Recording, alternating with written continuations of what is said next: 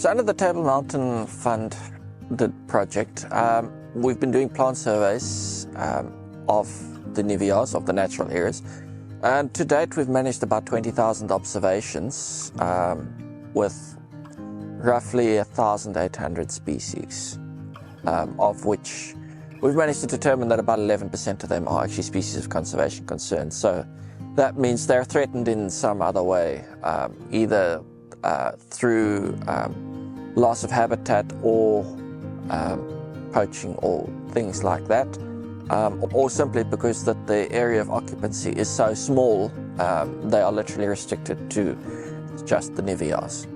We have divided up the entire Nuwejaars into management blocks, and under the Table Mountain Fund we actually went out to every individual block.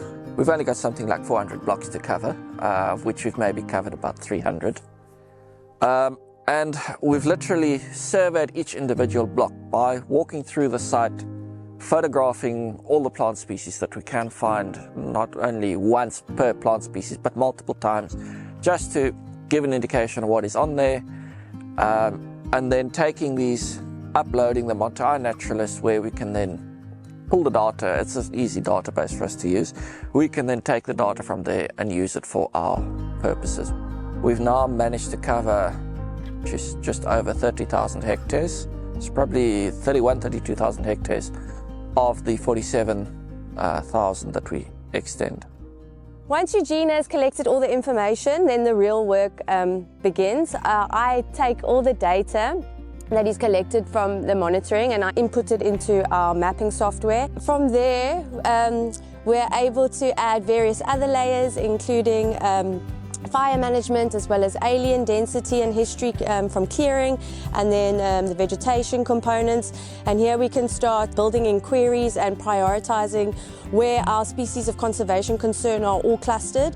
When Eugene conducts his assessments, he also does a habitat condition score of the area, and this is then also inputted into our database.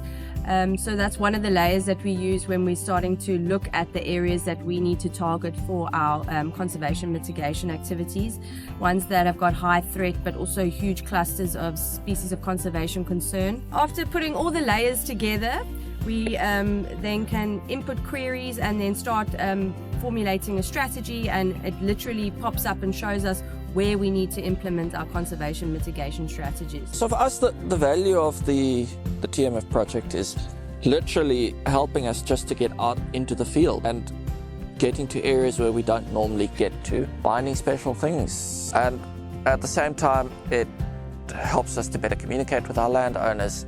It helps us feed into our management plans. All of that information that we've gathered under the TMF project has all helped greatly. In some of the landowners have told me that they haven't been to where I've been in 20 years. So just the fact that we've now managed to get there multiple times on various properties has been great.